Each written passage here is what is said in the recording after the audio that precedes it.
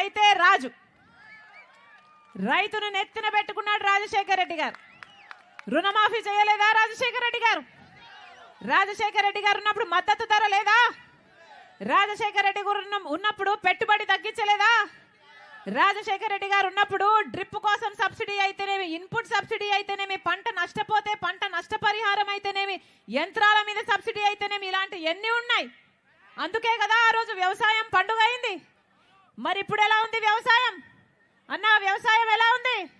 కనీసం మద్దతు ధర కూడా లేదు.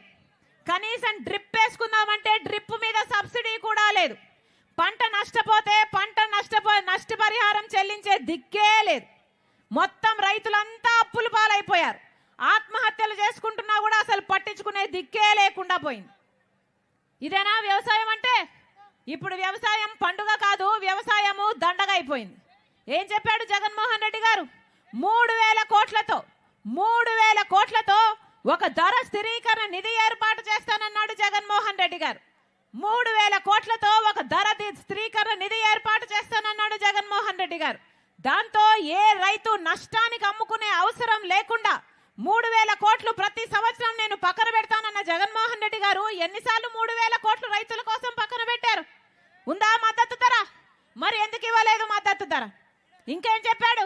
మేనిఫెస్టోలో 4,000 కోట్లతో పంట నష్టపోతే పంట నష్టపరిహారం కింద పక్కన పెడతానన్నాడు ప్రతి సంవత్సరము జగన్మోహన్ రెడ్డి గారు. ఒక్క సంవత్సరమైనా పంట నష్టపోతే పంట నష్టపరిహారం ఇచ్చారా? ఏమన్నా ఇచ్చారా? ఇస్తే రైతులు ఎందుకు ఆత్మహత్యలు చేసుకుంటారు? ఇదేనా వ్యవసాయం అంటే? ఇంతమంది ఉన్నారు అక్క చెల్లెలు, ఇంతమంది ఉన్నారు. ఏమ్మా ఎలా ఉంది బ్రతకెట్లా ఉంది తల్లి? ఎలా ఉందమ్మా? రాజశేఖర రెడ్డి గారు ఉన్నప్పుడు రేషన్ సరుకులు 11 ఇచ్చాడు, అవునా? జగన్మోహన్ రెడ్డి గారు ఎన్ని ఇస్తున్నారు? 2 3 తల్లి? 2 సరిపోతున్నాయా? నూనె ధర, చక్కెర ధర అన్నీ పెరిగిపోయాయి. గ్యాస్ ధర, పెట్రోలు, డీజిల్ అన్నీ పెరిగిపోయాయి. ఆర్టీసీ ఛార్జీలు 5 సార్లు పెంచారు. కరెంటు ఛార్జీలు 7 సార్లు పెంచారు. మరి ఇల్లు ఎలా గడవాలి? ఏమ్మా ఇల్లు ఎలా గడుస్తుంది తల్లి? ఏం చెప్తారు జగన్మోహన్ రెడ్డి గారు? అమ్మ ఒడి పథకం కింద 15,000 చొప్పున ప్రతి మహిళకు 2 బిడ్డలకు ఇస్తానన్నారు కదా, వస్తున్నాయా? 30,000 వస్తుందా? ఒక్క బిడ్డకు వస్తుంది. అంటే ఏంటన్నా, ఇంకో బిడ్డ దత్తత ఇయ్యాలా? ఇంకో బిడ్డను ఇచ్చేస్తామా? దత్తతకి ఇచ్చేస్తామా? లేకపోతే చంపేసుకుందామా? ఏం చేసుకుందాం? ఆ బిడ్డను ఏం చేసుకోవాలి? జగన్మోహన్ రెడ్డి గారు సమాధానం చెప్పాలి. బటన్ నొక్కుతున్నాం అంటున్నారే జగన్మోహన్ రెడ్డి గారు. బటన్ నొక్కి డబ్బులు ఇస్తుంటే ఆ డబ్బులు దేనికి సరిపోతున్నాయమ్మా? దేనికైనా సరిపోతున్నాయా? ఆఖరికి అన్ని ఖర్చులు పెరిగిపోయి మద్యం బాటలు కూడా పక్క రాష్ట్రంలో 60 రూపాయలు ఉంటాయి, ఇక్కడ ఎంత ఉందన్నా? 200 250 250. ఆఖరికి అన్ని ధరలు పెంచేసి మనకి ఇస్తున్నదేమో ఇంత 15,000, తీసుకుంటున్నది ఎంత?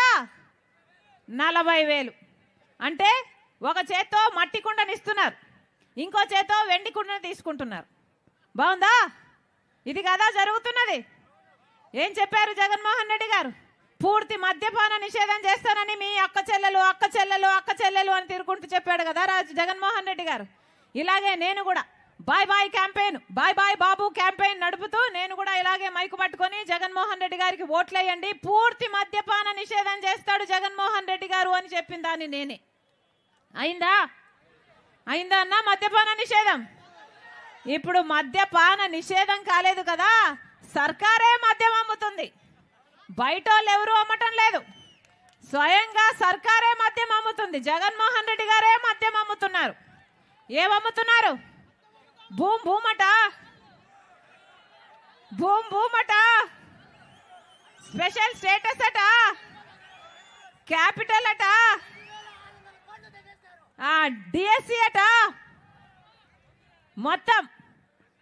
అన్నా జగన్మోహన్ రెడ్డి గారు వాగ్దానాలన్నీ ఎక్కడ నిలబెట్టుకున్నారయ్యా అంటే అదిగో మద్యం షాప్ లో నిలబెట్టుకున్నామన్నట్టుగా ఉంది. స్పెషల్ స్టేటస్ అక్కడే ఉంది, డిఎస్సి అక్కడే ఉంది, క్యాపిటల్ సిటీ అక్కడే ఉంది, అన్ని మద్యం షాపులోనే ఉన్నాయి. అంటే మత్తులో కళ్ళు మూసుకుంటే ఉన్నాయి తప్ప పట్టపగలు కళ్ళు తెరిచి చూస్తే ఏవీ లేవు, మొత్తం అంతా అదృశ్యమే. వాళ్ళు ఎవరు ఏది అమ్ముతే అదే కొనాలి, వాళ్ళు ఎంతకు అమ్ముతే అంతకే కొనాలి. ఎక్కడుంది పద్ధతి? ఉందా? ఒక పాడుందా దానికి? మన రాష్ట్రంలో నాసి రకం మందు తాగి 25% మంది ఎక్కువ ప్రజలు లివరు కిడ్నీలు చెడిపోయి మన రాష్ట్రంలో 25% పక్క రాష్ట్రాలతో పోలిస్తే ఎక్కువ మంది చచ్చిపోతున్నారు. పట్టించుకుంటున్నారా ఎవరైనా? ఒక హెల్త్ చెకప్ అయినా జరిగిందా?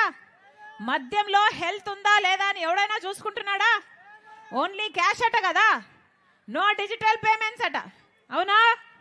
ఓన్లీ క్యాష్ అట. అంటే ఎవరు అమ్ముతున్నారు, ఎంతకు అమ్ముతున్నారు, ఎంత అమ్ముతున్నారు, స్టేట్ ట్యాక్స్ కడుతున్నారా, సెంట్రల్ ట్యాక్స్ కడుతున్నారా, దేనికి లెక్కలు లేవు. ఏమైనా ఆడిట్ ఉందా? హెల్త్ చెక్లు ఉన్నాయా? ఒక పద్ధతి లేదు, ఒక పాడు లేదు, ఏది లేదు. అంతా ఒక పెద్ద మాఫియా లాగా తయారై. నిజం కాదా? ఒక పక్కేమో వైన్ మాఫియా, ఇంకో పక్కేమో మైన్ మాఫియా, ఇంకో పక్కేమో ల్యాండ్ మాఫియా, ఇంకో పక్కేమో శాండ్ మాఫియా. ఇదంతా సరిపోదన్నట్టు మళ్ళీ జగన్మోహన్ రెడ్డి గారు సొంత చిన్నానే హత్య చేసిన అవినాష్ రెడ్డి గారిని హంతకుల్ని పక్కన పెట్టుకొని తిరుగుతున్నాడు. ఏమి రాజకీయం ఇది? ఏమి రాజకీయం ఇది? హత్య రాజకీయాలు, గూండా రాజకీయాలు, రౌడీ రాజకీయాలు. పెద్దిరెడ్డి రామచంద్రారెడ్డి పక్కనే ఉన్నాడు, చూస్తున్నాం. మీ ఎంపీ ఎవరు? మీ ఎంపీ ఎవరు? ఆయన కొడుకు మిథున్ రెడ్డి. ఇక్కడ ఎమ్మెల్యే ఎలా పనిచేస్తున్నాడు అని పొద్దున ఈరోజు ఒక అన్నని అడిగాను నేను. మా ఎమ్మెల్యేనా అమ్మా? మా ఎమ్మెల్యేలకు ఏమి లేదు తల్లి, ఓ రబ్బర్ స్టాంప్ అంతే అన్నాడు. అదేంటన్నా అంటే మొత్తం అంతా పెద్దిరెడ్డి ఏం చెప్తే ఈయన దానికి రబ్బర్ స్టాంప్ అట.